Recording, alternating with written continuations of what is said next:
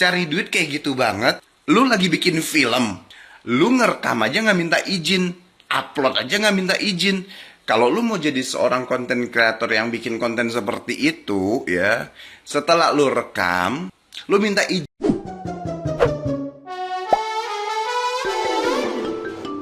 Media sosial kembali dihebohkan oleh aksi kontroversi yang memicu kemarahan publik.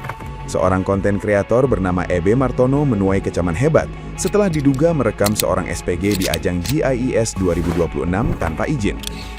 Video yang menampilkan sang wanita sebagai objek utama tersebut diunggah ke media sosial dengan balutan tema tips mendekati wanita, hingga korban baru menyadarinya setelah rekaman itu beredar luas.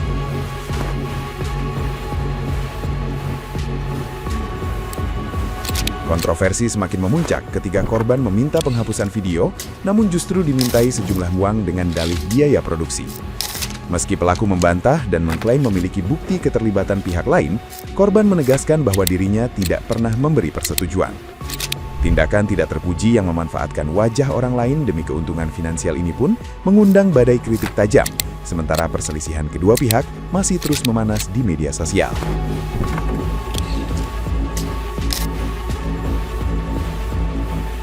Nah, gimana nih menurut netizen yang terhormat? Silakan berkomentar ya. Woi, lu pada tau brandnya Bem, si kapal tongkang itu? Sekarang di Threads banyak banget yang ngomongin dia guys. Sampai gila di doxing tempat tinggalnya. Menurut gua pribadi, yang bikin dia terlalu over itu, dia tuh klaimnya kalau diri dia itu gampang kenalan sama orang. Sebenarnya nggak semua orang tuh suka kenalan random gitu. Banyak yang karena terpaksa sampai sungkan guys. Lu pada tahu juga kan Gias? Dia tuh ada sempet ke event Gias gitu, terus kenalan sama SPG di sana. Cuman SPG di sana kan nggak tahu tuh itu direkam. Pas tahu videonya viral, si SPG minta di take down, malah disuruh bayar. Emang ya kalau orang udah ngerasa ada harganya tuh kayak gitu. Ya intinya kalau kalian gak suka sekarang mah ya tinggal diemin aja lah. Toh dia juga udah klarifikasi, ya gak? Kalau kalian enjoy juga, ya itu hak kalian juga. Ya udah, follow gua sekarang, sikat guys. Ada seorang konten kreator koko cari duitnya kok kayak gitu banget ya. Kalian pasti tahu lah orangnya. Dia ini kalau bikin konten ya selalu di tempat umum ngajak orang kenalan, orang yang nggak dikenal tapi diajak kenalan. Biasa dimulai dari kata-kata sorry bro, sorry you orang Pika, tahu tempat makan ini nggak, tahu tempat makan itu nggak. Nah itu dia ngerekamnya itu bukan pakai HP ya, tapi menggunakan kacamata yang ada kameranya. Nah ada nih kejadian ya, katanya ada seorang kakak-kakak yang lagi kerja di suatu kayak pameran mobil atau kayak gimana, direkam ya, terus diupload kontennya, dan kakak itu meminta tolong untuk si Koko ini menghapus video tersebut. Kakak itu bukan yang lalu lalang kerekam ya, tapi memang direkam utuh si kakak tersebut. Lu tahu apa yang si Koko itu lakukan? Minta bayaran untuk mengganti rugi, katanya biaya produksi. Kok cari duit kayak gitu banget? Lu lagi bikin film, lu ngerekam aja nggak minta izin, upload aja nggak minta izin. Kalau lu mau jadi seorang konten kreator yang bikin konten seperti itu ya, setelah lu rekam, lu minta izin sama kakaknya, atau sebelum rekam, boleh nggak video ini saya videoin, atau sudah rekam, boleh nggak video ini saya upload gitu. Kenapa lu malah si kakak itu yang harus ganti biaya tersebut? Lu tahu, Kokonya malah bilang gini, ini kan ruangan ruangan terbuka, ruangan umum, jadi bebas ngerekam. Ya kalau lu ngerekam tempat tersebut, ada keindahan-keindahan misalnya ke pantai atau apa, lu rekam terus orang lewat, itu nggak masalah lu upload. Tapi ini jelas-jelas lu ngerekam tok si kakaknya, lu ngajak ngobrol.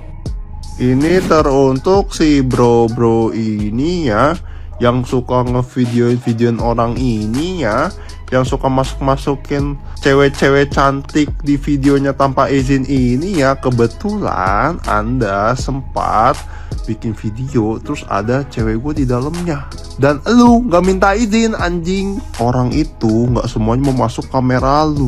Orang itu ada yang kerja, dikirain tuh customer tuh lagi ngobrol sama dia, ternyata di record.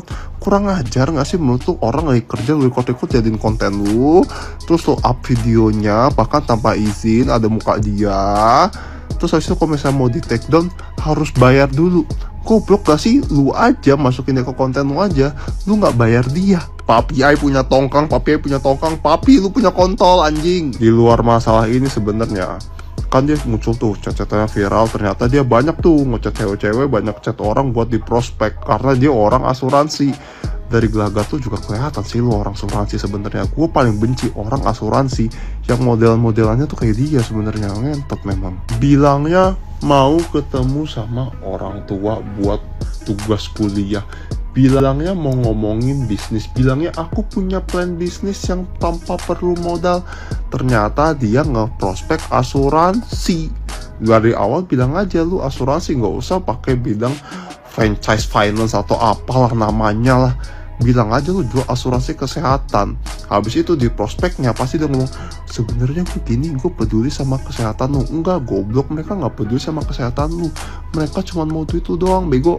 Nah, nanti duitnya dipakai tuh buat naikin branding mereka di media sosial, dipakai buat nyicil mobil, nyicil rumah, sambil mereka bikin caption begini, jadi miliarder di usia di bawah 30 tahun. Mau tahu caranya? Silahkan hubungi saya lewat DM. Jadi lah, gak semua orang asuransi kayak gitu. Tapi kebanyakan yang saya kenal dan yang saya tahu, mereka itu biasanya dari awal gacor banget nih. Ayo join asuransi kesehatan ini, bagus ini. Gue gini karena gue peduli sama lu. Kirain kita join, habis itu lu kena penyakit, lu mau cairin asuransinya, susah banget mereka dihubungin anjing.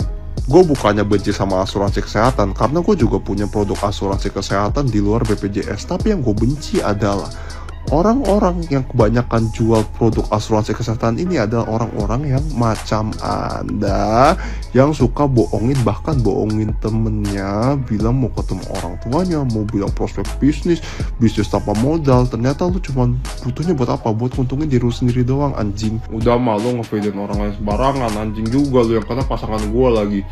Giran orang-orang ini minta di TikTok videonya lu minta bayar, goblok, kapitalis anjing. Terus habis itu jual asuransi, lu MLM asuransi lebih tepatnya ya, sialan juga lu ya. Sumpah paket lengkap banget tuh anjing, bangsat.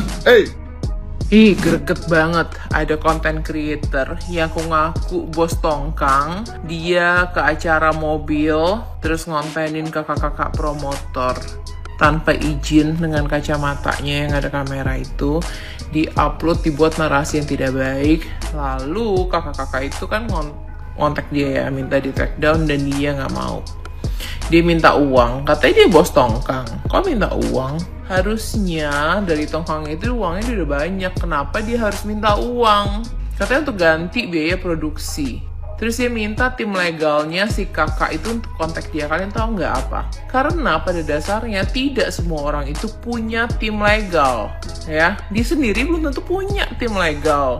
Tapi kalau Miss jadi kakak itu, Miss akan cari pengacara.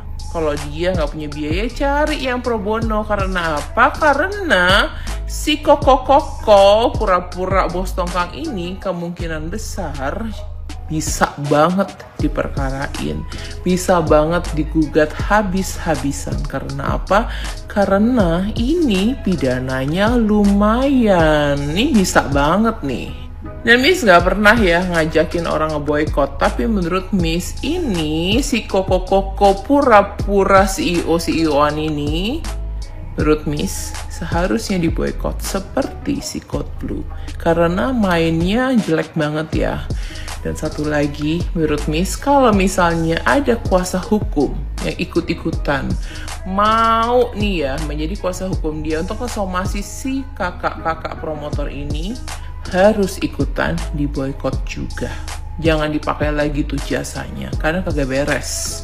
Dan kalian bisa lihat di threads itu banyak banget cerita tentang dia. Menurut Miss itu udah aneh banget, udah scary banget, udah enggak banget. Miss sudah lama nggak bikin konten mengkritik seseorang. Tapi satu ini sangat ekstrim, sangat nggak banget. Dan follower dia itu banyak banget. Dan lagi-lagi menurut Miss, jangan segampang itu percaya dengan orang yang mengaku dia itu adalah seseorang bos. Karena pada umumnya bos itu tidak akan ngaku-ngaku dia itu adalah seorang bos. Karena satu, dia males diminta-mintain orang, dia males diganggu orang, atau enggak dia males diminta-mintain kerjaan sama orang, atau nggak dia males kejar pajak tuh ya, dia males pokoknya. Jadi dia akan ngomong kalau dia itu hanya karyawan. Paham ya?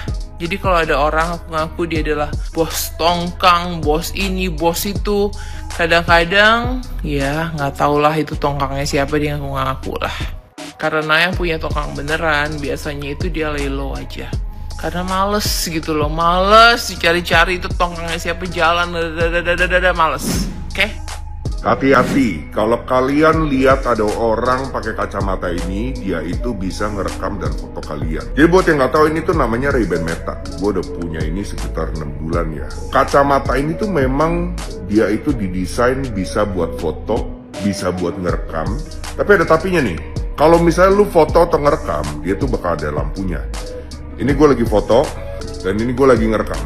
Nah, lampu ini tuh sebenarnya nggak bisa dimatiin dari aplikasi. Jadi memang diwajibkan ketika lu ngerekam atau foto tuh harus ada lampu ini. Tujuannya supaya kalau ada orang yang direkam atau difoto, dia tuh sadar. Cuman yang menjadi permasalahan adalah ternyata tuh ada yang jual aksesoris buat nutupin lampu ini. Nah, sehingga pada saat ngerekam itu nggak kelihatan. Kameranya tuh di sebelah sini, ya. Lampunya tuh sebelah sini. Jadi yang ada aksesoris buat nutupin lampu ini nih. Gue sih di sini bukan mau bahas soal masalah yang lagi viral ya, tapi di sini gue lebih pengen ngasih pesan satu hal. Kalian kalau mau bikin konten, mau pakai kacamata ini, silakan. Gue juga beberapa kali bikin gitu pakai kacamata ini. Tapi apapun itu, ketika ada orang-orang yang tidak berkenan masuk ke dalam konten kalian, ya nggak usah basa-basi, nggak usah minta take down fee, udah langsung take down aja. Apalagi lu nggak izin sama orangnya, itu nggak sopan dong nggak. Pula buat gue tuh juga kayak nggak ngotak ketika lu minta take down fee. Emang orangnya minta dibuatin konten sama kalian di awal, orangnya aja tuh nggak sadar gitu loh. Jadi jangan kayak gitulah, itu bener-bener nggak sopan dan kayak nggak ada etika sih buat gue.